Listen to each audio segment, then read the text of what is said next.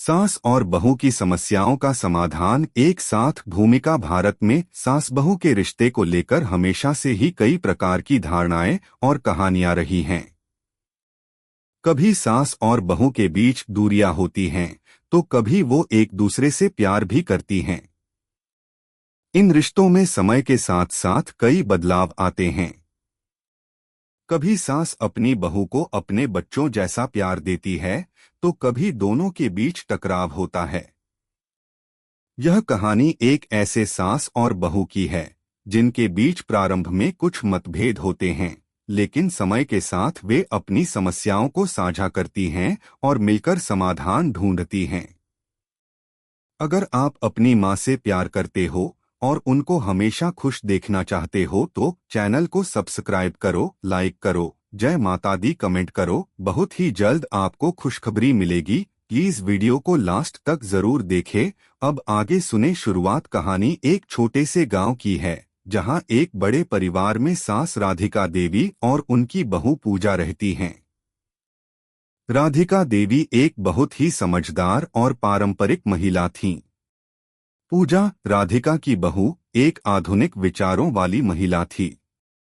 शुरुआत में दोनों के बीच बहुत संघर्ष होता था, क्योंकि राधिका देवी को पूजा की आधुनिकता और स्वतंत्रता पसंद नहीं आती थी।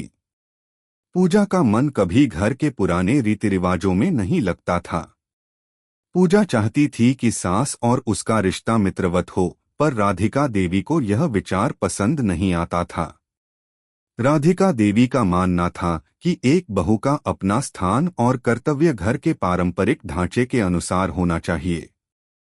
पूजा को हमेशा यह लगता कि सास के आस्थाएं और विश्वास उसे दबाती हैं, लेकिन वह इस बात को सास से कह नहीं पाती थी।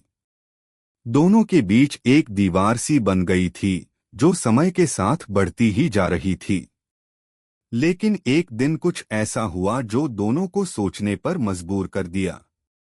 समस्याएं और पहली मुलाकात। राधिका देवी के मन में पूजा के प्रति गुस्सा और बढ़ता जा रहा था, वहीं पूजा के मन में सास को लेकर उपेक्षा का भाव था। वह अपनी समस्याओं को किसी से भी साझा नहीं कर पा रही थी। एक दिन पूजा की सहेली सुमन उसके घर आई। सुमन ने देखा कि पूजा उदास थी और बहुत तनाव में थी। क्या हुआ पूजा, तुम ठीक तो हो? सुमन ने चिंता के साथ पूछा। पूजा ने जवाब दिया, बस सास के साथ रिश्ते को लेकर बहुत परेशानी हो रही है। मैं कुछ भी करूं, उन्हें मेरा तरीका पसंद नहीं आता। हर बात में टोकती रहती हैं। सुमन ने उसे समझाया, अगर तुम्हें लगता है कि तुम्हारी सास को बदलना कठिन है, तो क्या तुमने कभी उनके नजरिए से चीजों को देखने की कोशिश की? पूजा चुप हो गई। सुमन की बातों ने उसे कुछ सोचने पर मजबूर किया। अगले ही दिन पूजा ने मन में ठान लिया कि वह अपनी सास के साथ एक बातचीत करेगी। वह राधिका देवी के पास गई और धीरे से बोली, माँ, क्या हम बात कर सकते हैं? राधिका देवी ने चौंकते हुए पूछा, क्या हुआ? तुम तो हमेशा कुछ अलग ही करती हो। क्या अब तुम्हें घर के पुराने रीति रिवाजों से भी कोई समस्या है? पूजा ने सास से कहा, माँ, मुझे कभी भी यह नहीं लगता कि मैं कुछ गलत कर रही हूँ, लेकिन मुझे लगता है कि हम दोनों के बीच कुछ समझ का अभाव है। क्या हम अपनी समस्याओं को एक दूसरे से साझा करके समाधान नहीं ढूंढ सकते? राधिका देवी कुछ पल चुप रही, फिर उन्होंने कहा, तुम ठीक कह रही हो। शायद हम दोनों ने एक दूसरे को समझने का समय नहीं निकाला। यह वह पल था जब दोनों ने अपने रिश्ते को नया मोड़ देने का फैसला किया। समस्याओं का समाधान। राधिका देवी और पूजा ने अगले कुछ हफ्तों में कई बार बैठकर अपनी समस्याओं के बारे में खुलकर बात की।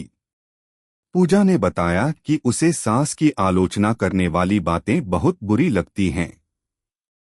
वह अपनी स्वतंत्रता चाहती थी, लेकिन राधिका देवी को लगता था कि वह बहुत स्वतंत्र हो रही है और घर के पारंपरिक तरीकों को नजरअंदाज कर रही है। राधिका देवी ने बताया कि वह सिर्फ घर के सम्मान और संस्कारों को बनाए रखना चाहती हैं। उन्हें लगता था कि पूजा कभी भी अपने कर्तव्यों के प्रति गंभीर नहीं रही और घर की जिम्मेदारियों से बचती थी। पूजा ने जवाब दिया, माँ, मैं कभी भी घर की जिम्मेदारियों से नहीं भागी। मैं सिर्फ घर में कुछ नया करने और अपनी पहचान बनाने की कोशिश कर रही हूँ। क्या हम इस बदलाव को साथ मिलकर नहीं कर सकते? राधिका देवी ने उसकी बात को समझा और कहा, तुम्हारी बात सही है, पूजा। शायद मैंने तुम्हारे दृष्टिकोण को पूरी तरह से नहीं समझा था। हम दोनों मिलकर घर के लिए कुछ अच्छा करेंगे। तुम अपनी स्वतंत्रता बनाए रखो और मैं घर के पारंपरिक ढांचे को बनाए रखूंगी। दोनों ने मिलकर घर के कामों में एक नई प्रणाली बनाई। पूजा घर के नए विचारों को लेकर आई, जबकि राधिका देवी ने पारंपरिक रीति रिवाजों को सम्मान देना शुरू किया। धीरे धीरे दोनों के रिश्ते में बदलाव आने लगा। सास और बहू का नया रिश्ता समय बीतने के साथ राधिका देवी और पूजा का रिश्ता और भी मजबूत हो गया। अब वे एक दूसरे के विचारों का सम्मान करती थीं और मिलकर घर के कामों में भी सहयोग करती थीं। पूजा ने सास को बताया कि उसे अपनी व्यक्तिगत स्पेस चाहिए और राधिका देवी ने समझा कि यह जरूरी है। इसके बदले में राधिका देवी ने पूजा से घर के कुछ पारंपरिक कामों को सीखने का आग्रह किया। पूजा ने सास से कुछ खास पारंपरिक पकवान बनाने की विधि सीखी और राधिका देवी ने पूजा से आधुनिक तरीके से घर सजाने के टिप्स लिए। इस प्रकार दोनों ने अपने दृष्टिकोणों का आदान प्रदान किया और एक दूसरे से बहुत कुछ सीखा। एक दिन राधिका देवी ने पूजा से कहा, मैं तुमसे बहुत कुछ सीख रही हूँ, पूजा। तुमने मुझे यह सिखाया कि बदलाव हमेशा अच्छा होता है और हमें अपने विचारों को थोड़ा लचीला बनाना चाहिए। अब मैं तुम्हारी मेहनत और समर्पण को समझती हूँ। पूजा ने मुस्कुराते हुए जवाब दिया, माँ, आपने मुझे घर के पारंपरिक रीति रिवाजों को सम्मान देने की महत्वपूर्ण बात समझाई। अब हमें दोनों मिलकर घर को और भी सुंदर और खुशहाल बनाना है। निष्कर्ष इस कहानी से यह सीखने को मिलता है कि सास और बहू के रिश्ते में समझदारी और संवाद की बहुत बड़ी भूमिका होती है। जब दोनों एक दूसरे के दृष्टिकोण को समझते हैं और मिलकर समस्याओं का समाधान ढूंढते हैं, तो उनके रिश्ते में एक नया बल और मधुरता आती है। रिश्तों में यह बात बहुत महत्वपूर्ण है कि हम एक दूसरे को सम्मान दें, एक दूसरे के विचारों को समझें और मिलकर जीवन के सभी संघर्षों का सामना करें।